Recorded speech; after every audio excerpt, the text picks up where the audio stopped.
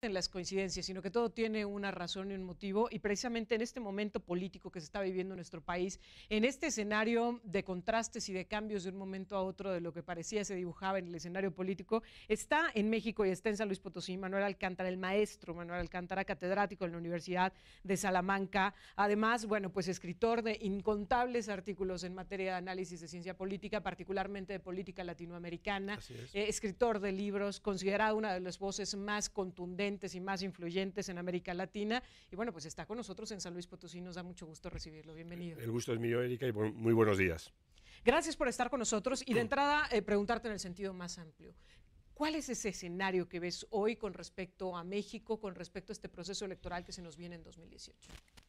Bueno, es un escenario preocupante. Es un escenario preocupante, primero por las reglas del juego de la política mexicana, es decir, una elección con mayoría simple.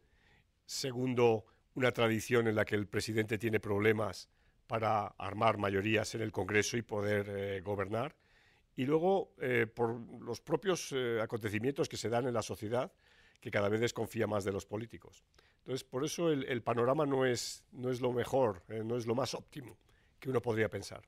Ahora, pensando precisamente en los factores que se van sumando a esta situación, te hemos escuchado y te hemos leído opinar mucho acerca de la profesionalización de los políticos, pero hoy en México hay como esta doble intención. Por un lado, sí exigimos políticos mucho más profesionales, mucho más serios, pero por otro lado, hay tal desgaste de esta clase política que hoy hay cada vez un reclamo más fuerte de la apertura de las candidaturas independientes.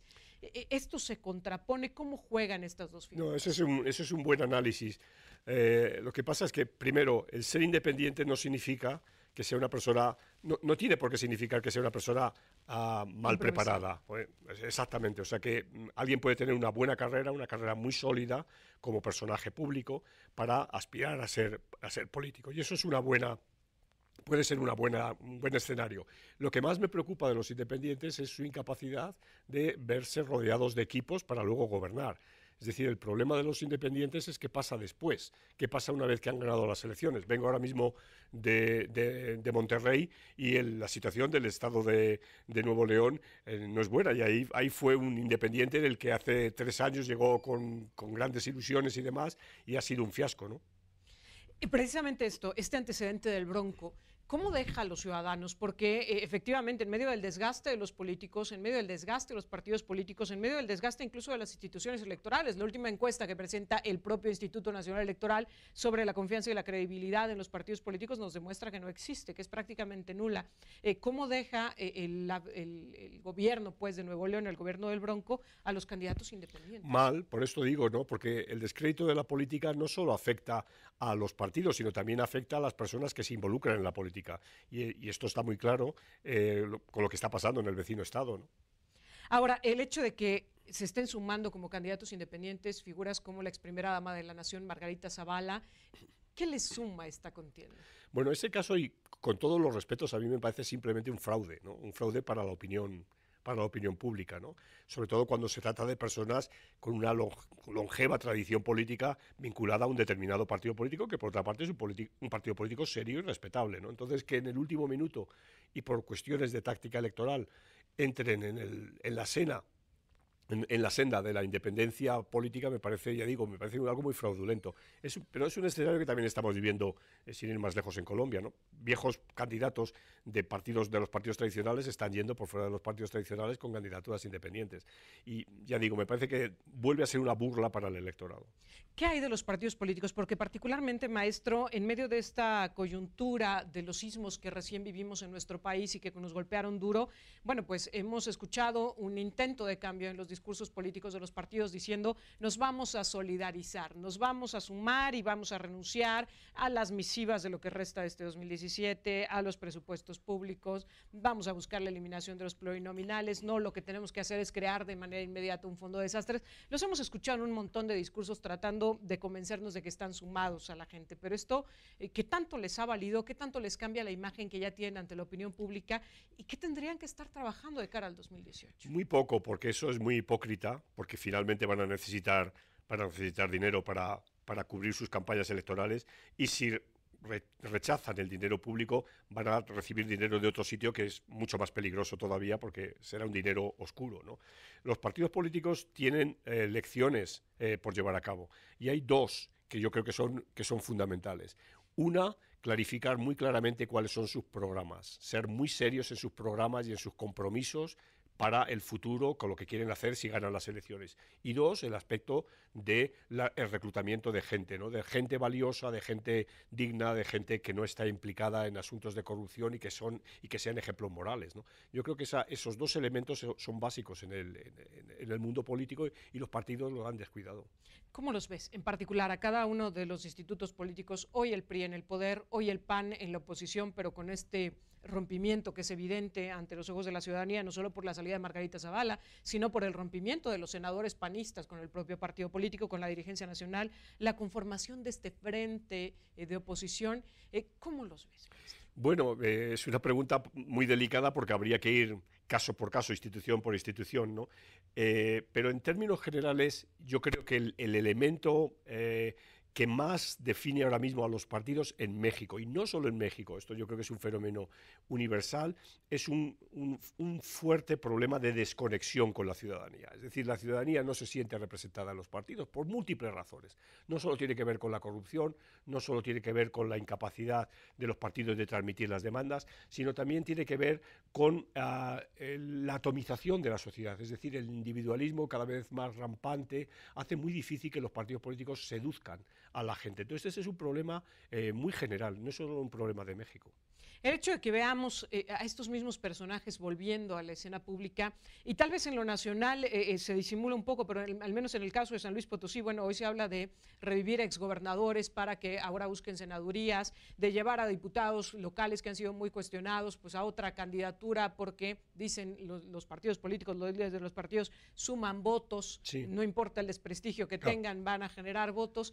Él está reciclando constantemente estos mismos perfiles. Vamos a ver, el reciclaje de personal político per se no es malo. Si la persona que se recicla o la persona que se saca del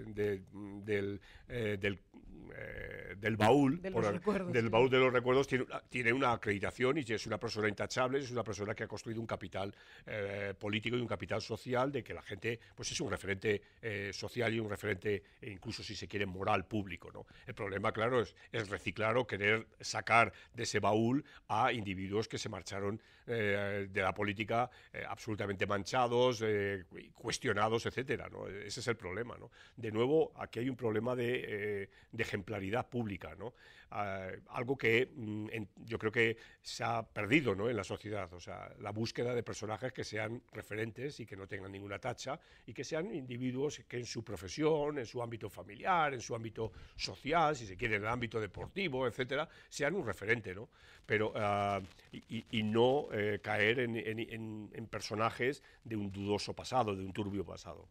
Hablando precisamente de ello, de esta honorabilidad, México ha buscado todas las maneras posibles, me parece, para poder garantizar esta honorabilidad. Tenemos esfuerzos en materia de transparencia, como es el 3 de 3, tenemos esfuerzos que se han hecho también desde la sociedad civil con este tema de las candidaturas independientes. En fin, se han buscado las maneras de generar perfiles honorables. Sin embargo, ¿qué tan lejos o qué tan cerca estamos de lograrlo? Porque hemos visto la resistencia de la clase política a entrarle a estas dinámicas. En el caso de San Luis Potosí, el Congreso del Estado aprueba como obligatorio, como parte de la ley de transparencia, la presentación del 3 de 3 y los mismos diputados no la han presentado, no han cumplido con Claro, es que eso es escandaloso, pero para eso están ustedes, ¿no? Yo creo que los medios de comunicación son básicos en este sentido, también son las universidades, también son aquellos tanques de pensamiento que producen informes y demás, ¿no? Pero yo creo que requerimos evidentemente de una sociedad activa y de una sociedad que responda a estas provocaciones, porque si se aprueba algo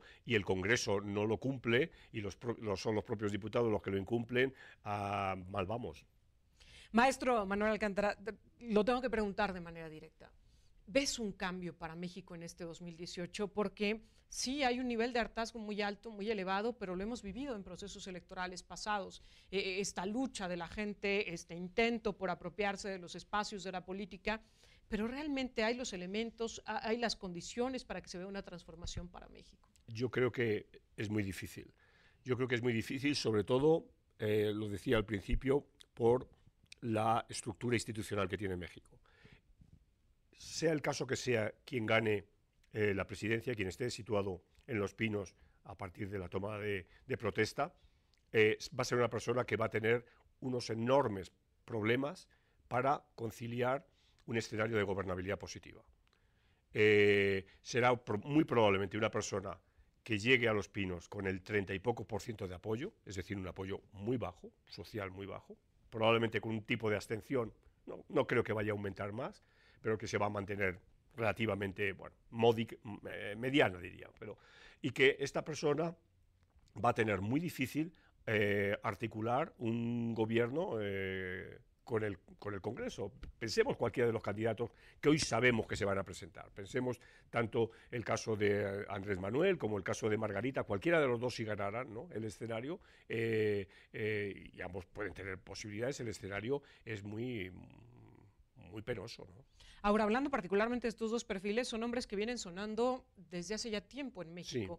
Sí. Y me parece que nos lleva muy ligado al cuestionamiento de qué tanto se están trabajando los nuevos perfiles, la profesionalización que se lleve a cabo al interior de los partidos políticos para tener, digamos, un amplio bagaje donde escoger a los candidatos, sí, a los cargos de elección popular. ¿Qué tanto están cumpliendo los partidos con esta responsabilidad de generar perfiles serios? Bueno,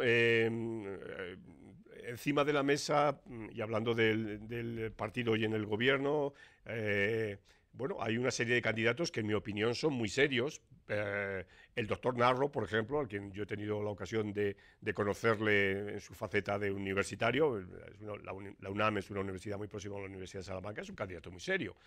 No es un candidato evidentemente joven, no es una persona nueva, pero es un candidato muy serio y creo que muy honorable, ¿no? Pero muy probablemente el PRI lo va a repudiar porque no es, digamos, del núcleo duro que el PRI probablemente y de los, digamos, los halcones del partido estén buscando. O sea, que personas hay. El problema es a veces la incapacidad que tienen los partidos políticos de conectar con la sociedad, ¿no? Y yo creo que lo decía antes, este es el problema más serio que vive la democracia en México y a nivel mundial. Los partidos y los políticos son autistas que están ajenos, ¿no?, a la realidad de la sociedad.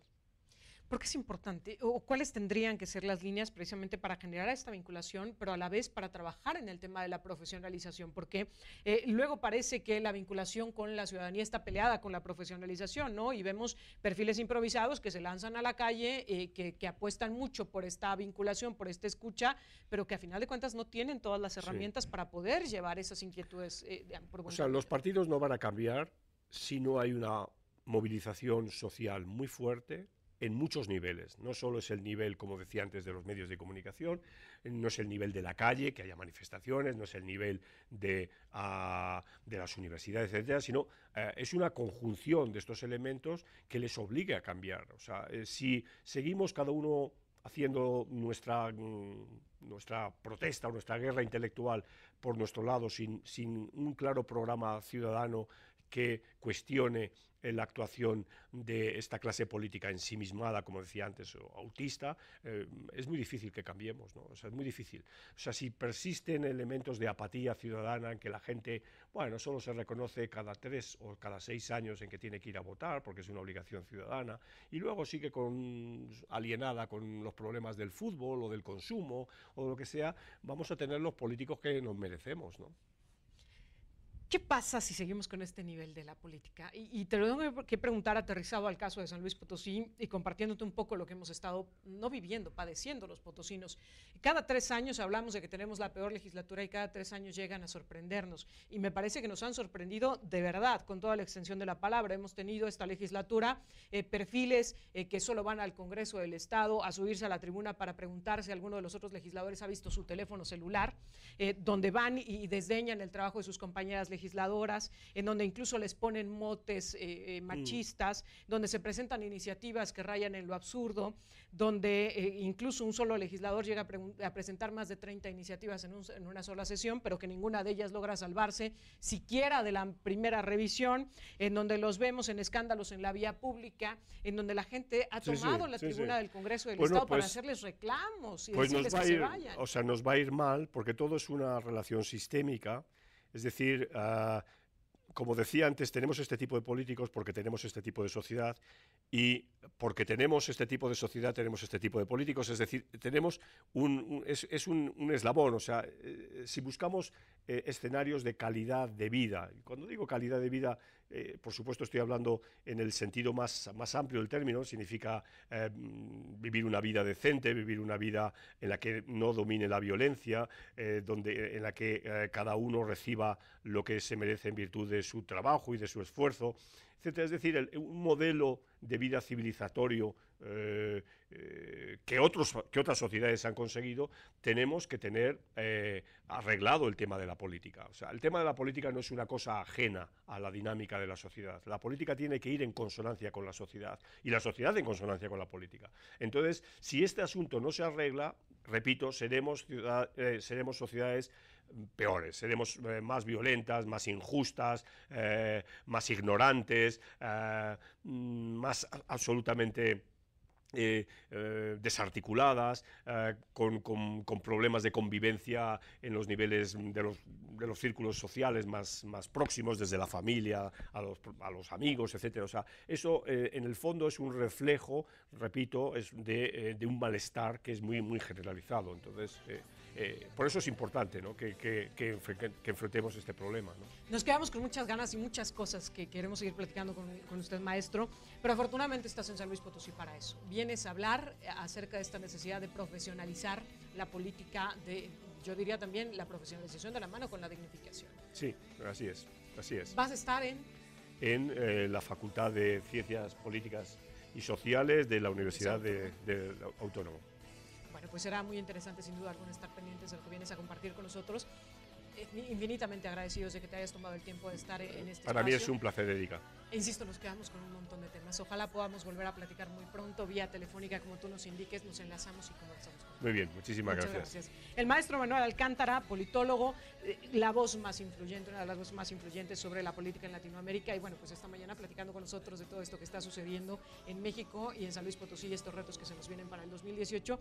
Y quiero cerrar este espacio precisamente tomando tus palabras, maestro, en el sentido de que la sociedad es responsable precisamente de lo que se está generando en el ámbito político, y como ciudadanos los potosinos vamos a tener una gran oportunidad, no solo en el 2018, sino desde estos momentos en que se empiezan a construir las campañas en el ejercicio de nuestra ciudadanía. Así es. Y ojalá no nos conformemos con lo mismo. Muchas gracias, maestro. A ti, Erika. Ya nos vamos.